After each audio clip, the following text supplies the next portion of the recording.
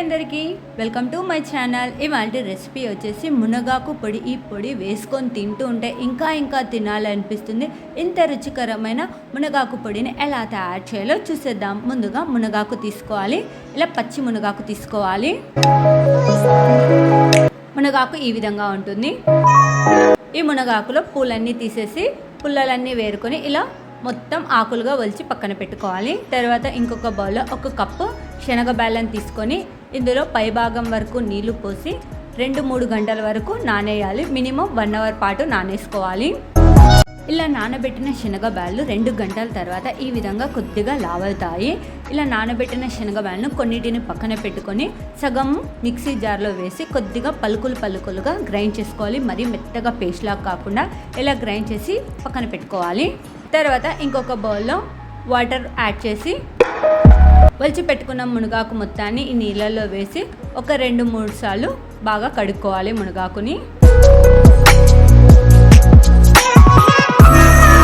ఈ మునగాకుని 2-3 సార్లు బాగా కడిగిన తర్వాత ఇలా నీళ్లు పోయే జాలి గంటలో ఈ ఆకు మొత్తాన్ని వేసి నీళ్లు మొత్తం రిమూవ్ చేసుకోవాలి.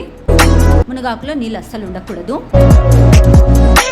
ఒక 5 నిమిషాల పాటు ఇలా గాలికి పెట్టుకోవాలి. ఎందుకంటే మునగాకు తడి వేసామంటే జోరైపోతుంది. ఒక 5 నిమిషాల పాటు ఇలా పెట్టామంటే మునగాకులో మొత్తం నీరు పోతుంది. ఇలా నీళ్ళంతా పోయిన తర్వాత మునగాకుని మిక్సీ జార్లో యాడ్ చేస్తున్నాను. ఈ మునగాకుతో పాటు ఉంటే చిన్న కట్ట కొత్తిమీరను కూడా యాడ్ చేసుకోవాలి రుచి కోసం.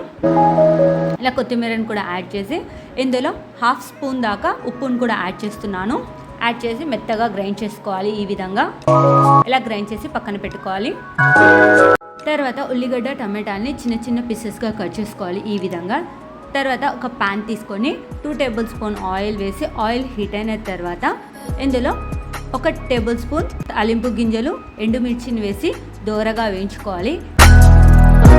తాలింపు గింజలు కొద్దిగా ఎర్ర పన్న తర్వాత ముందుగా కట్ చేసి పెట్టుకున్న టమాటాను ఉల్లిగడ్డను వేసి టమాటా ఉల్లిగడ్డ కొద్దిగా మగ్గనివ్వాలి.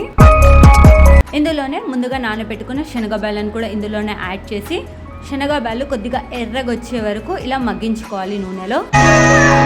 ఉల్లిగడ్డ టమాటా మగ్గిన తర్వాత ఇందులో శనగబ్యాళ్ళు ఈ విధంగా ఎర్ర పన్న తర్వాత ముందుగా గ్రైండ్ చేసి పెట్టుకున్న శనగబ్యాళ్ళ పేస్ట్ని వేసి మొత్తాన్ని ఈ విధంగా కలుపుకోవాలి. వీడియోలో నేను చూపించిన విధంగా ఇదంతా లో ఫ్లేమ్లో చేయాలి. హై ఫ్లేమ్లో పెట్టామంటే మాడిపోతుంది మొత్తం. ఈ విధంగా కలుపుతూనే ఉండాలి. ఈ శనగబ్యాళ్ళ పేస్ట్ పొడి వచ్చే వరకు ఈ విధంగా కలుపుకోవాలి లో ఫ్లేమ్లో. ఇలా పొడి వచ్చిన తర్వాత కింద అడుగంటకుండా ఇలా కలుపుకోవాలి. ఈ విధంగా ఇలా కలుపుకొని ఈ పొడి మొత్తాన్ని పక్కన పెట్టుకోవాలి. అదే ప్యాన్లో 2 టేబుల్ స్పూన్ ఆయిల్ వేసి ఆయిల్ హీట్ అయిన తర్వాత గ్రైండ్ చేసి పెట్టుకున్న మునగాకు పేస్ట్ని మొత్తం యాడ్ చేసి మునగాకులో నీరు పోయే వరకు ఈ విధంగా మగ్గించుకోవాలి నూనెలోనే. వీడియోలో నేను చూపించిన విధంగా చేయాలి. మునగాకులో నీరు ఉండకుండా ఇలా పొడి వచ్చే వరకు ఈ విధంగా కలుపుతూనే ఉండాలి. అడుగంటకుండా చూసుకోవాలి.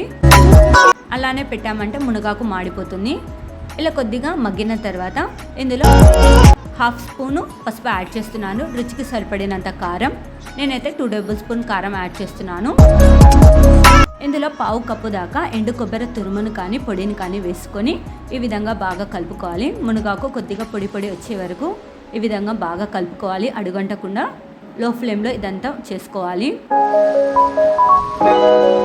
మునగాకు ఇలా కొద్దిగా పొడి వచ్చిన తర్వాత ముందుగా వేయించి పెట్టుకున్న శనగబ్యాళ్ళ పొడి మొత్తాన్ని ఇందులో యాడ్ చేసి ఇందులో 1/2 కప్పు దాకా పప్పుల పొడి యాడ్ చేసుకోవాలి. ఈ పప్పుల పొడి మనం రోజు వాడుకునే పప్పుల పొడి. ఈ పప్పుల పొడి వీడియోని కూడా ఇంతకుముందు నా బ్లాగ్లో పెట్టాను. అందులో వెళ్ళి చూడండి పప్పుల పొడి ఏ విధంగా తయారు చేసుకోవాలో. తర్వాత పప్పుల పొడి యాడ్ చేసిన తర్వాత మునగాకుని ఈ విధంగా బాగా కలుపుకోవాలి. ఇలా కలిపిన తర్వాత మునగాకు పొడి వచ్చే వరకు లో ఫ్లేమ్లో హీట్ చేసుకోవాలి. ఇందులో నేను కొద్దిగా ఉప్పు తక్కువైంది కాబట్టి చిటికెడు ఉప్పు యాడ్ చేస్తున్నాను. ఉప్పు ఎక్కువ వేసామంటే ఉప్పు కషాయం అయిపోతుంది. చూసుకొని యాడ్ చేసుకోండి. ఈ విధంగా వేసి మొత్తాన్ని బాగా కలుపుకోవాలి. ఇలా హీట్ చేసిన తర్వాత 2 మినిట్స్ చూడండి, ఈ విధంగా పొడి పొడి వచ్చే వరకు హీట్ చేసుకోవాలి లో ఫ్లేమ్లో. మనకు ఇంకా మునగాకు పొడి తయారైపోయింది. ఇది 2-3 రోజులున్నా బయట ఉన్న ఏం కాదు.